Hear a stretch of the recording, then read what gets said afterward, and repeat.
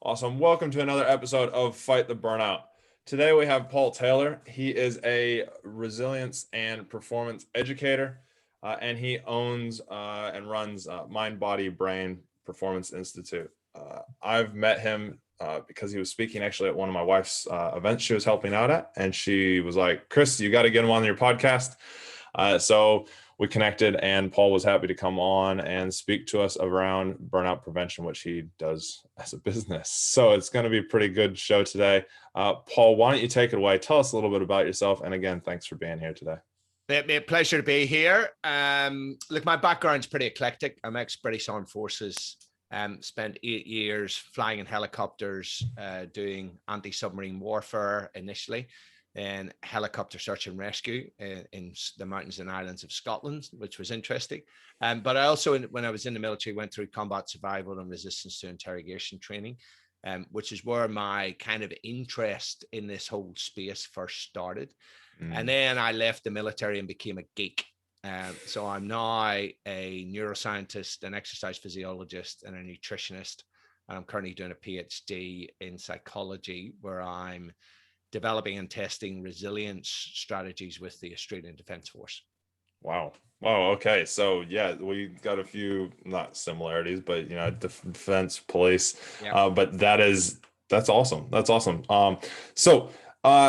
Paul, tell us a little bit about what would you define burnout as? Because I know everybody has a different definition. I know there's clinical definitions in that as well. What would be your definition for burnout when you're kind of talking with people? Well, so look, I'm above everything else. I'm what I call a pracademic, right? Mm-hmm. And so I'll give you a pracademic definition of it. It really, because if you look at the academia, there's stuff around emotional exhaustion, professional efficacy, and cynicism. That's the Malash burnout inventory, which I'm sure you're aware of.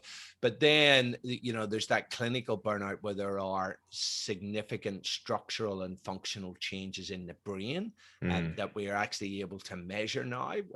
So for me, it is a damaged brain. It's a brain that has just been damaged by cumulative stress and inefficient recovery. So that's my simple pracademic explanation for burnout, or definition of it. What are some of, because you've done a lot of obviously research around, this side of stuff. What are some of the symptoms that are most common for somebody who has that, that brain that is at that damaged stage? Yeah. So if we think about what happens with stress and with chronic stress, it starts to affect your brain in that it kills neurons in the brain, and particularly in an area called the hippocampus. So your memory becomes affected, but your mood also becomes affected, because what we know that chronic stress can do is it burns out neurotransmitter systems to do with dopamine, with noradrenaline, and with serotonin, which are feel-good chemicals. So basically what you then find is that your mood becomes affected, your memory becomes affected, your motivation becomes affected. So you can often become very apathetic. Stuff that used to inspire you or give you joy no longer gives you joy. Your life can be a bit blah, which is a very non-clinical term, but I think that sums it up really well. You can either lose weight or gain weight, right? And that depends on how you respond to stress, whether it's more adrenaline or cortisol based, will determine whether you're going to lose weight or you're going to gain weight. But it can then affect your immune system, what chronic stress does. So you start to get sick, colds, flus, taking longer to recover. You'll have low levels of energy, because we know that chronic stress will actually cause the liver to release things called acute phase proteins and acute phase reactants that basically sap your energy, right? They're the things that the liver releases whenever you've got a virus, right? And that's why you feel shit when you've got a virus, because it's basically the brain's way of saying, Chris, we got an invader, go and lie down in your cave while we actually combat this virus, right? So that's the extreme that people feel. But when those things are running through your bloodstream at low levels, it just completely destroys your energy. So it can also destroy your sex drive, your libido. I mentioned your immune system, but your fertility, also becomes Yeah. impacted, right? Because if we think about it, for me as a physiologist, you think about what's happening with stress and fight or flight. Your heartbeat gets faster, your blood pressure goes up, it mobilizes energy, moves all the blood from your digestive system to your muscles to help you to fight or run away, temporarily suppresses your immune system and your reproductive system, because there's no point ovulating or creating sperm when you're being chased by a lion, right? It's a waste of energy. So, but if we think about the long-term consequences of that, right? Fertility's impacted, immune system's compromised, high blood pressure, heart issues, and then brain issues, all that stuff that I talked about, whether it's behavioral or it's actual brain function, it's memory, that sort of stuff. So I know that's a pretty exhaustive list, but that's kind of what happens, right? No, it's good. It's good to hear it from somebody who obviously, knows their stuff really, really well. It's and I guess our body's designed to do it for a short time. Yes, You absolutely. go back 2 million years ago when we were being chased by saber-toothed tigers. It's designed to do it for a short time, but not a long time, like I guess we find nowadays with especially certain industries, but I think really everybody at the moment with COVID and all the uncertainties and the ups and downs. Yeah. That we sit in that fight or flight situation continuously at the moment. Are you finding a lot of that recently? Oh, look, absolutely, and particularly now in Melbourne in the forced lockdown, right? But it does. There's a couple of points that we need to bring up from that. One is how the other long-term consequence can be anxiety, depression, PTSD, right? And it's basically what we know in the brain, the amygdala, which is the part of the brain that senses and responds to stress. What we're seeing now with brain imaging studies, where they can follow people for 6 months, a year, 2 years, ask them about who's feeling a lot of stress and look at changes in the brain, we see the amygdala actually grows bigger and it becomes more sensitive, right? So we become hyper vigilant. And if we think about it, it's a beautiful evolutionary response, right? To, oh my God, it's danger, danger, danger. So be on your guard. Otherwise, you're going to die, right? And depression can be that with the negativity, because it wants you to look for all potential threats, right? That is a what we call an adaptive response. It's a positive response if you live in a dangerous environment. But what we know is that psychological stress can do the same thing, right? Just having a job where you're working too long hours, or you're in your own bloody head, you're an overthinker, that psychological stress activates these same pathways. Your brain does not differentiate between physical and mental / emotional, and it doesn't differentiate between real and imaginary, right? So this is the thing, is that people, you can sit and ruminate about some bullshit that happened 20 years ago, and you'll create a stress response as if you're being chased by a lion, right? Yeah. Or you can sit and catastrophize about what might happen next week, or what someone might be thinking about you, whether your kids are going to turn out okay, or whether you're going to have a job at the end of this, and you'll create a stress response as if you're being chased by a lion. So that's the thing to understand, is those changes in the brain that then, when your amygdala grows bigger and we know the frontal lobes start to shrink, you're less able to regulate your emotions. And this is what people notice when they're starting to become burnt out. They are flying off the handle, and they start to do it at home more than at work. So it starts at home. You're just, you're going off at your partner or your kids, and you're in that amygdala hijack, right? The neuroscientist Antonio Damasio called it amygdala hijack. We know it as losing our shit, right?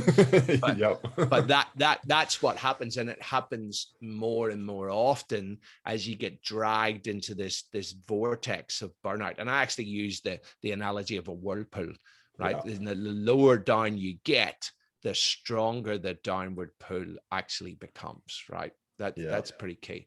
But one other thing, sorry, that was a bit of a tirade, but that you mentioned that the fight or flight and with chased by lions. Part of the problem today is that we don't fight or run away, because the stress is workplace stress, right? And when you fight or you run away, your body burns up the stress hormones. and we come back to what's called homeostasis, right? Which is that natural equilibrium. But when you've got to say, it's a desk job where you're overloaded with work, those same things are happening. Those same systems are being activated, your fight or flight response, and then the HPA axis, which involves the hormone cortisol. But you're not burning up the stress hormones because you're just sitting there. And it's actually, that's what creates that imbalance of homeostasis. And cortisol, when it's released, there's a negative feedback loop in the brain that when it's released, it shuts off something called corticotropin releasing hormone and brings it back to balance. But when you're constantly stimulating that from external inputs or in your own head, we start to lose that feedback loop, right? And we develop something called corticosteroid resistance in the brain. And I think that this is pretty key to those long-term brain changes that we talked about earlier on. So I'm just going to go straight forward. I find, like, for myself, doing fitness and doing some sort of training in that has always, and I say this with my, my experience with burnout, is fitness saved my life. Because I'd train, sometimes train angry. And I don't do it so much anymore. It's more balanced. Everything's more balanced now, but it used to calm me down afterwards. Is that because it's burning some of that stressor off? Yeah. It's because it's burning the stress hormones off, right? So, and we've known for decades that exercise reduces state anxiety, right? It burns off all of those stress hormones, and it also releases, particularly if you're lifting weights or doing high intensity stuff, or hitting a punch bag, brilliant, right? Because you're getting rid of stuff. Those sorts of things are releasing testosterone and growth hormone and DHEA, which combat the cortisol, right? It's almost the antithesis of the cortisol. So exercise is critical. And I say to people, if you want to get practical about it, it's try to do a short burst of exercise first thing in the morning, right? And because that will just turn your brain into a high performance machine all day long. And then I'm a big fan of movement snacks throughout the day. So I have a process, which I talk to corporates about: discharge, recharge. So you're stressed, end of an hour's meeting or whatever, every half hour or every hour, worst case scenario, but ideally every half hour, get up and do 30 seconds of vigorous activity. Get blood flow and oxygen pumping into your brain, and you burn up stress hormones. And then you sit down and do some, so the recharge bit is where you do some breathing. So I teach people to either box breathing, or resonant frequency breathing, or lowest comfortable breathing. And that is just like taking your brain out and plugging it into the wall to get a recharge, right? And then ideally at the end of the day, you do another burst of exercise, and it doesn't have to be long. I mean, I'll share with you an 8-minute workout that you can send to your people. It's all body weight. You don't need any equipment. But that will hit it. Even just coming home, getting changed into your exercise gear, right? Priming of the brain, because what do we mostly get changed into when we come home, right? People get changed into their comfy clothes or their pajamas, which says sit on your arse, put your feet up and have a glass of wine or a beer, right? But I say to people, get changed in your exercise gear and just do a few minutes of exercise, right? That is going to change your state completely. So for me, it's using physiology to change your state, which is really key. That's quite interesting. I've always been an advocate for the box breathing, obviously with tactical background in that. It's a huge thing. And then also obviously, the movement first thing in the morning. I go to the gym first thing. It's the first thing I do during the day now. I used to hate going to the gym at 5 a.m., but now it's the only time I can do it. And it's too crowded in the evening. And the other thing, you do it in the morning, that shit gets done. Oh yeah, it gets done. There's no excuses. I mean, how many? We've all been guilty of it. We have the best intentions of exercising after work, and life gets in the way. Yeah, it does. Or you have one of those days at work where where you're extremely stressed out, and you come home and all you want to do is put those comfy clothes on and sit down and do nothing. And here's the thing, right? Because everybody knows, or most people will know, that when I come home, if I exercise, I actually feel better. But there's a very strong pull for your brain, and my brain has worked out after all of this time, the easiest way to soothe stress and anxiety, right? My brain says, get me alcohol. That'll sort this shit out. Some people, it's get me food, right? Get me comfort food. And it's not carrot sticks and hummus, right? Yeah. It's sugary, fatty, salty food, because our brain has worked out the easiest way and most satisfying way to actually soothe anxiety. Yeah. But exercise, not only does exercise burn up stress hormones, but it actually releases a whole host of feel-good factors. Most people have heard about endorphins, but it also releases things called endocannabinoids and serotonin, dopamine, and noradrenaline, which are real feel-good chemicals, right? So, but it's just finding the motivation to exercise is key. But I always say to people, we've got it arse about face about motivation. The motivation fairy doesn't exist. Motivation follows action, not the other way around, right? So that's why I'm always big on come home, get changed in your exercise gear and do 2 minutes of exercise, right? Yeah. And then sometimes you'll do more. Sometimes you won't, but sometimes you will, right? Yeah. But it's just, I'm all about these little practical things that people can do. Yeah, no, I love that. You know, I used to tell my clients when I was a personal trainer, and that I was like, if you don't feel like going, just go and go through the motions. Anyway. Just go through the motions. Don't go in going, I'm gonna set records. Just go in and go through motions and go, hey, today's a motion day. And you'll probably 90% of the time you'll find that you'll actually go and you'll get stuff done, and you'll actually half the time break record, break PBs and things like that, because you get into the mood. Now, if you go 2 or 3 days and you're like, hey, it's motions after motions 2 or 3 days, it's like, okay, your body's trying to tell you something. You need to shift things up. Or you need to take a break from weightlifting and you need to just go for a walk instead. Or you need to shift things up. You need to listen to yourself, not just go, I have to push through this, because sometimes pushing through it is not actually what your body needs. Yeah. Particularly if you're highly stressed. It's just about doing something short. And I heard, I don't know what athlete it was who said, if you don't want to go for a run, that's fine. Put your exercise gear on, make it to your letterbox at the end of the drive, and then decide. Yeah, I like that. Right? Yeah, I like that. So, Paul, I know you do this with execs and everything. And what are your key things? Because before we started recording, you told me you haven't experienced burnout. I want to know if just a few different things, and we'll just start. Let's go back, because I'm fascinated about, especially military, being law enforcement myself, military, law enforcement. What was it that prevented you during your military and law enforcement, or your military days and doing high-end military stuff? What prevented you from actually burning out back then? Because I know there's a lot of military, law enforcement, first responders that get burned out, PTSD real bad, and actually don't know what to do to prevent it. So what was it that you did to prevent it back then? Look, so fortunately, I've always been into exercise, right? Okay. I was an exercise physiologist before I joined the forces. I joined quite late. Yeah. And then I was always into my sport and into nutrition. I ended up doing a master's in nutrition part-time while I was doing helicopter search and rescue. So my head was always in the health space. Yeah. So I think that no doubt helped. And I've just finished a clinical trial with a military squadron, aircraft squadron in the Royal Australian Navy, where we did an intervention we looked at mood, resilience, and burnout.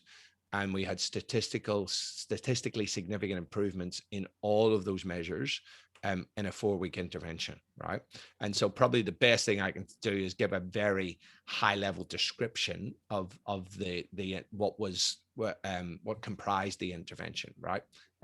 Because it's stuff that I know it works, and it's been shown clinically now that it works in a population who's at risk. Right? So what is that? Because I know, like myself being ex-law enforcement, I've got lots of friends that are still in. I know lots of our listeners and viewers are, want to be or they're corporates, and I know it transfers over into all of it. So what are those key things that you found? So the first one is adapting activities. So these are activities that help you to adapt, right? Exercise is key. I'm a massive fan of cold showers and cold water exposure, right? I can see that you are as well. And this stuff is brilliant because it releases norepinephrine in your brain, which is a feel-good chemical. It also releases the same stress response proteins that are released during exercise that actually switch on hundreds of protective genes, right? Yeah. So it's a really, really useful tool, and the military guys, they really embraced it, right? Yeah. The cold shower stuff. The other adapting activity is sleep, and this is really, really critical that we have good sleep. And so I do a whole heap of sleep hygiene stuff. Like, you know, it was probably take me 20 minutes to go through all of the sleep hygiene things, but the high level ones, routine.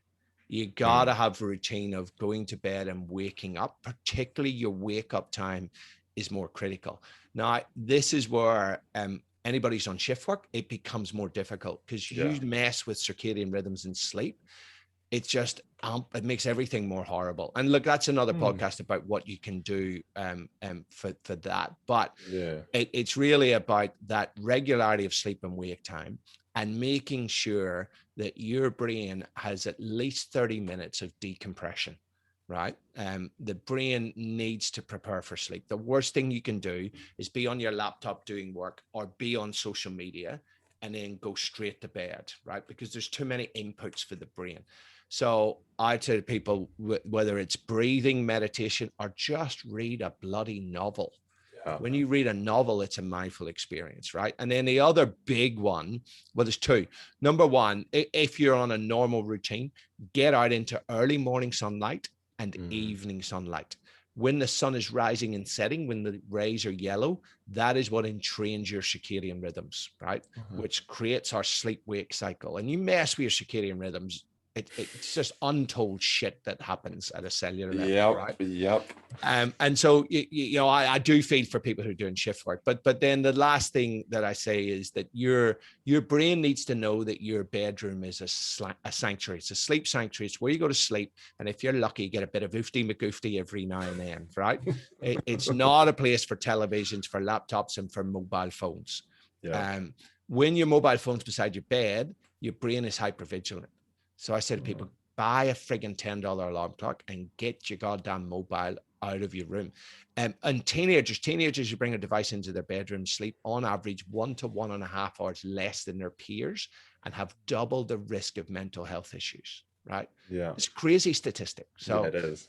So that's the sleep stuff. Then there's a whole heap of cognitive stuff that I get people to do, but cognitive reframing, right? So there will be people, there'll be listeners here who have either PTSD or undiagnosed PTSD, or just you know, a bit of trauma, a bit of emotional trauma that might not quite be PTSD. Now, PTSD stuff, you got to have a therapist, right? But there's a guy who, James Gross, who's a neuroscientist, that showed a really effective strategy for people to manage difficult emotions.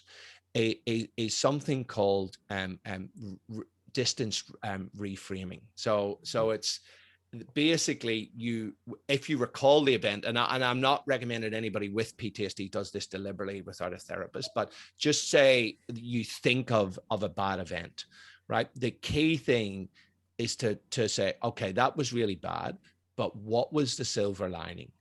What was the good thing that came out of that, right? And then you actually view it from a distance, like you're watching a movie, because when we recall those traumatic events, if it's me and you in an argument, I recall your face right up in my face like that. What they get them to do is to step out to the side. It's called self-distancing, and recall that event, but then really focus on the silver lining, right? Whether that's, you know, I lent in to someone else, to a mate or to someone else, we developed a closer relationship, or whatever it may be. It started me exercising, whatever that may be. But then there's something that's recently come out. Well, it's not recently come out. I've recently made a connection that for when you recall a memory, a lot of people think, so I've got a bookcase behind me. A lot of people think you take a book out, you read it, and then you file the book away. But that's not quite the case. You take the book out, you read it, you throw it away, and you rewrite it. And your emotional state at the time determines how you rewrite that book, right? Now, in PTSD, it gets caught in a loop, right? So we'll not go into the detail of that. But just for normal people trying to reduce the emotional burden of memories is to try and recall it. And that focusing on the silver lining puts you in a more positive state, right? Now, something that I think is important to add to this is when you've done that, you do either 2 minutes of intense exercise, or even a minute of just sprinting on the spot, or do 30 to 40 hyperventilation breaths, controlled hyperventilation, like Wim Hof breathing, if anybody's ever heard. It's like,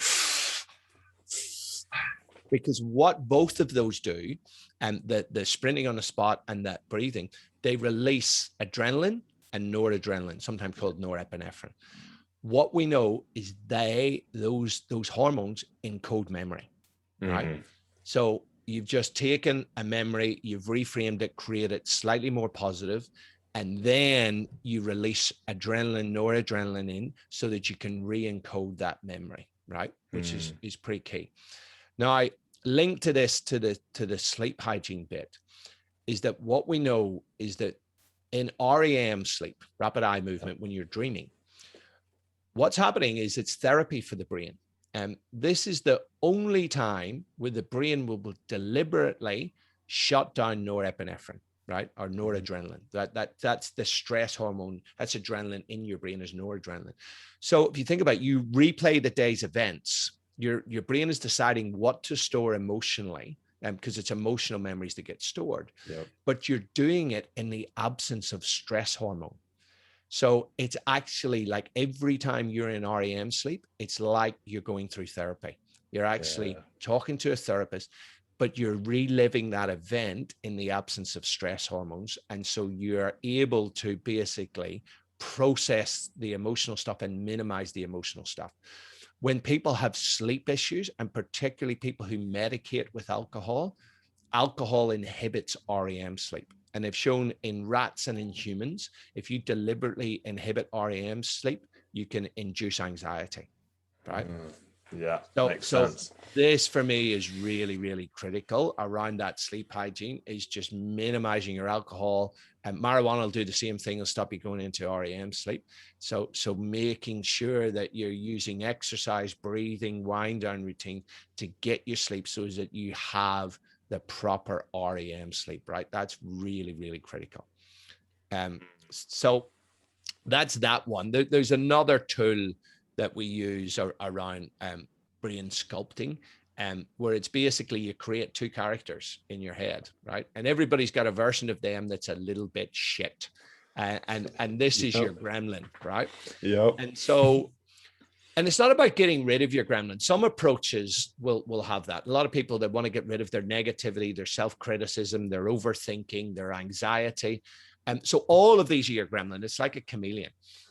But actually it's about, and there's three approaches that take this. One is Japanese psychology. Another is acceptance commitment therapy, which is a type of cognitive behaviors therapy that's actually really good for burnout. So my wife is a practitioner of both of those. And then the third is Stoic philosophy, which I'm a massive fan of. The Stoics, the ancient Stoics. And so all three of these say it's not about getting rid of your gremlin. It's just about where you shine the light of your attention, right? And so it's just basically going, thanks, gremlin. Thanks for that story that you're telling me, but it's not helpful right now. And that's where you consult what the Stoics would call your sage. That is the version of you. And I've tweaked the Stoic thing. You have an inner sage, that version of you that is awesome. Or it's something that you consult. Again, this is an approach called self-distancing. And my inner sage is called Jev. And I say to myself when I'm struggling, what would Jev do right now? Right. So it's all about action focused, despite how you might be feeling. Right. And that's the key thing of acceptance commitment therapy and Japanese psychology, is action over feeling. And a lot of people end up with physical and mental issues because we live a life driven by feelings. I don't feel like exercising. I feel like drinking alcohol. I feel like some comfort food, a Krispy Kreme donut, whatever, right? I don't feel like going to the party because I feel a bit anxious, right? This is about taking action that is linked to your purpose. So on all of my stuff, and I know you're a fan of your why, so with the military guys, it was about finding your why. You know, Yeah. Anthony Robbins says you find your why, you find your way. Yep. But he nicked it from Friedrich Nietzsche, who said, he who has a why to live can bear almost any high. Yep. Yeah, it's interesting. You know, I resonate with so much. I've done my NLP master's practitioner stuff as well. So a lot of what you said resonates. But I remember when I was in that deep state, and I know before we started recording, I told you a little bit about, you know, going to counselors and that. And the second counselor who said to me that I was burned out through our sessions and that, she's like, Chris, you got to, you know, a lot of us have, she referred to it as wolves. We've got a dark wolf and a light wolf. And the dark wolf is extremely loud, or the gremlin. He's extremely loud, but he doesn't actually have that much power. That's why he's so loud and so obnoxious and always there. And that's all those negative thoughts. And then there's the white wolf. And the white wolf is always there. He's light. But he doesn't say a whole lot. But when he does, it's got some power behind it. But you can't push out the dark wolf, because if you push him out, he'll go quiet, but then he'll come back with a vengeance and he'll bite you in the ass. And so, you know, I started a business because I did a motorcycle trip, driving around the US to refine myself after I was so burned out, just to force myself to talk to people, to interact with people, and to just read, you know, connect with nature and that as well. And while I was over there, I actually went, you know, it's actually not even a wolf. It's a goddamn demon. And so I actually called my business Knocking Demon, because I was like, it's like this demon's on the other side of this wall, and I just don't want to listen to him. So I closed the door, but I know I need to listen to him. So I'll listen to him through the door. Yeah. And for ages, it was just listening to him. Like you said, listening, acknowledging, and deciding what I wanted to do with what he said. Yeah.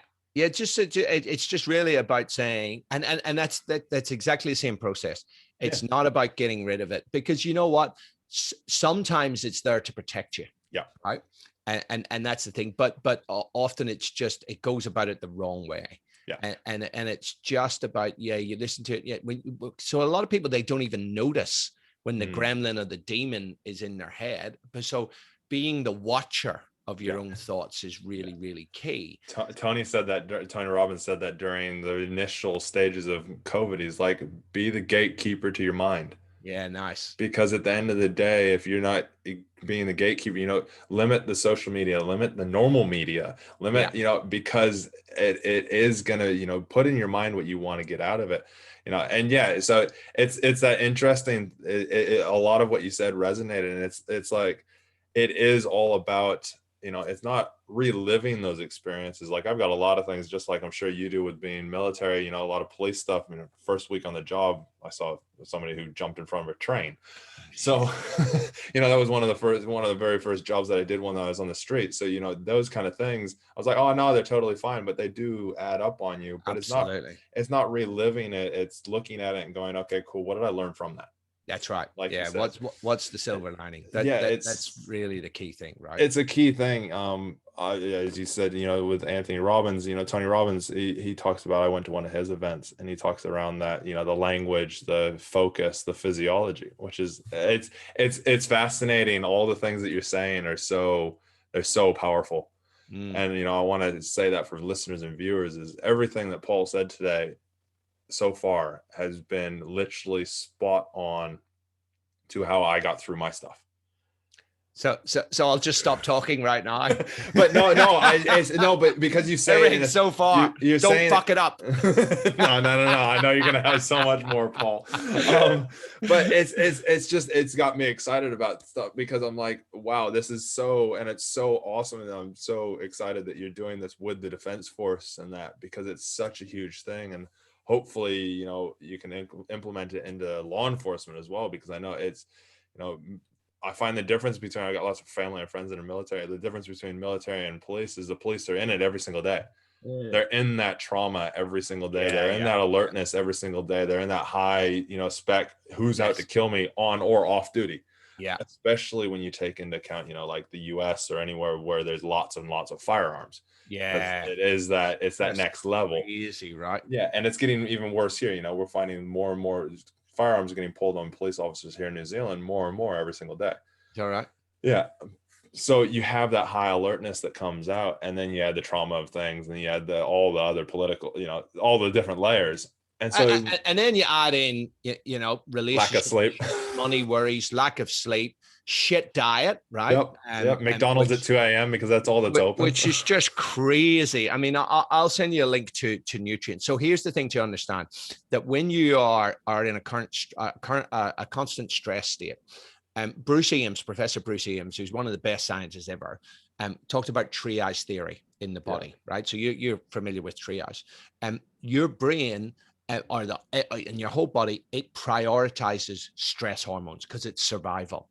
So it actually drains nutrients from your brain to create stress hormones. So the brain ends up in a state of chronic stress in a highly depleted state. And so there's nutrients that there's a Canadian company that creates these nutrients that are very high levels of essential nutrients for the brain and the nervous system, that I use them and refer everybody to them who's dealing with stress and anxiety. And I'll send you the link to them. It's called Hardy's Nutritionals. I get no kickbacks from them whatsoever. I get a 25% discount, which I'll pass on to you, awesome. viewers. I think that's really important, right? You've got to create the foundation. The foundation comes from good sleep, regular physical activity, and good nutrition. And often when the brain has become damaged, it needs extra support, right? From that nutritional support. So that for me is really key to give you the proper foundation to actually fix yourself with. It is. It's those are the key. I find structure is really, really key as well.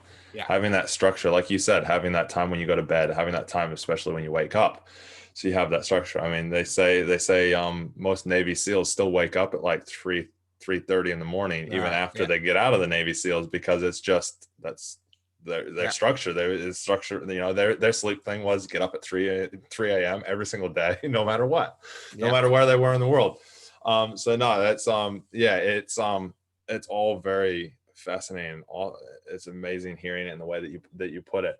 So Paul, as we talked about before the interview, I'm a why guy. My why is I want to create less pain, always has, and it stems from my childhood, from seeing my parents fight.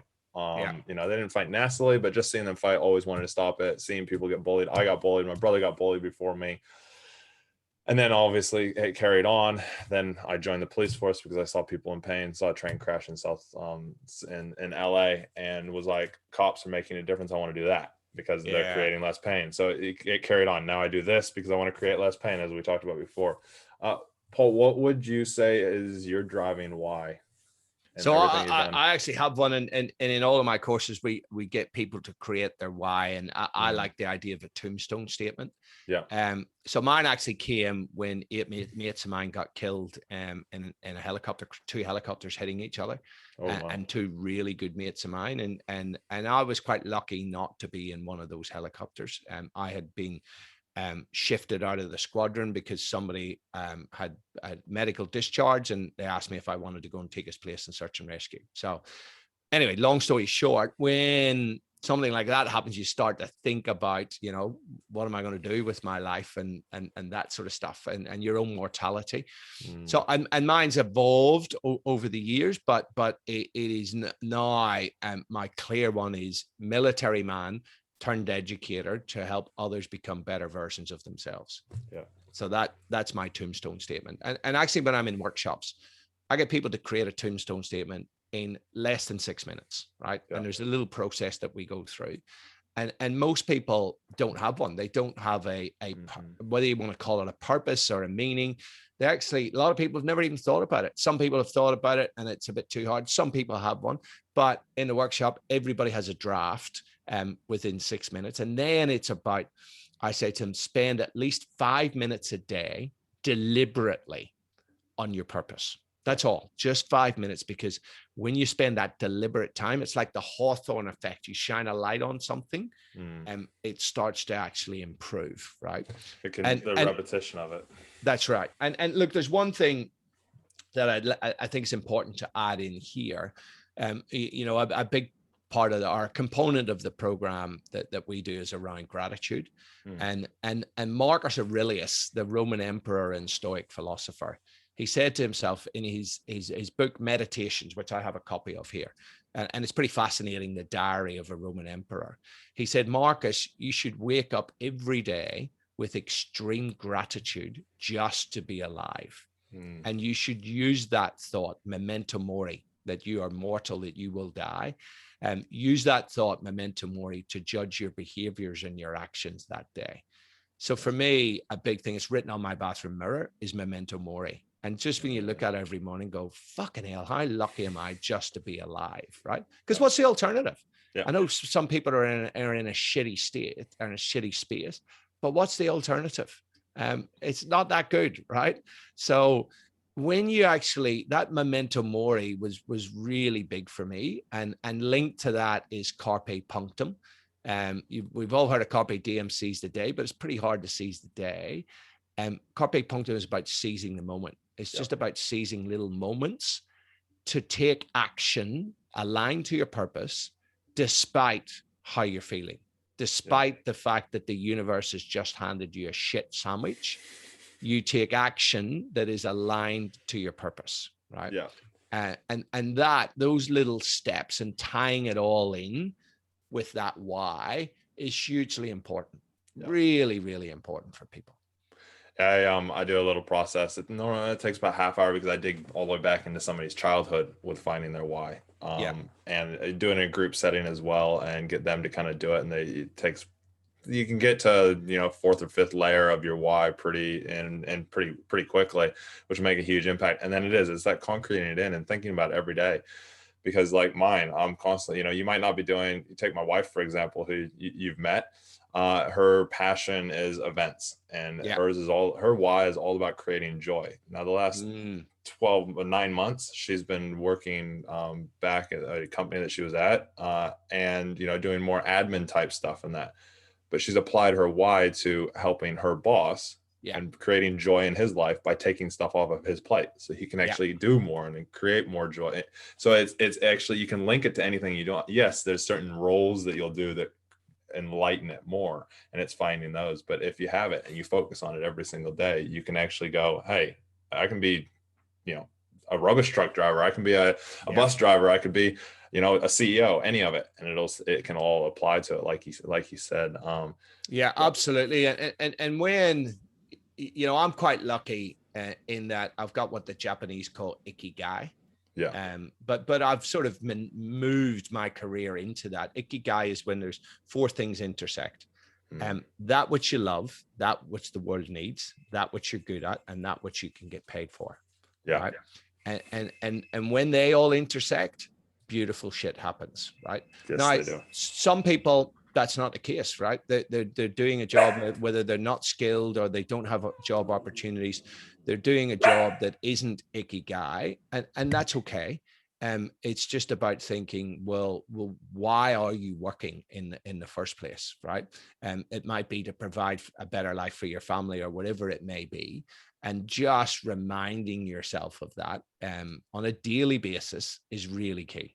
Really, really key. Yeah, that's so true. I'm sorry about my dogs. They've decided they want to bark at something. My dogs have been going off earlier anyway, so they're having a competition. Hey, just give me 1 second and we will quiet them. Oh, they've decided they want to be quiet now.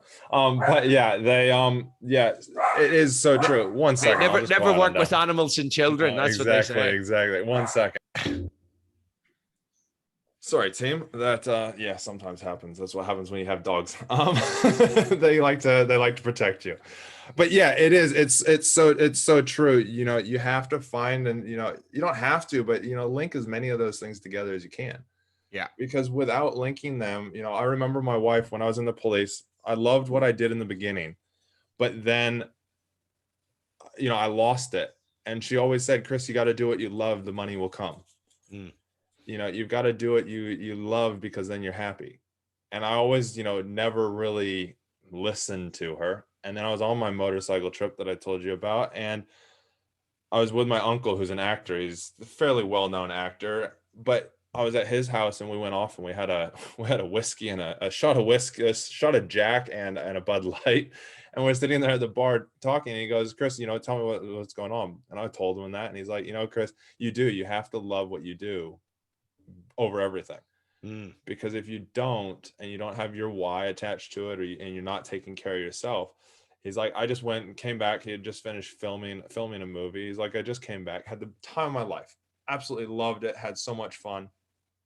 He's like, and then I came home and there's a massive paycheck in my bank account. He's like, I didn't do it for that paycheck. Yes, it was nice.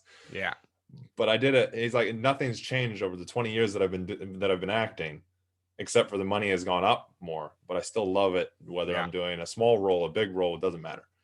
And so it's combining those together, finding that why, that purpose, helps so much. It also helps alleviate that stress, those negative, those negative gremlins. Finding meaning in discomfort is really, really key. And it's a lot easier.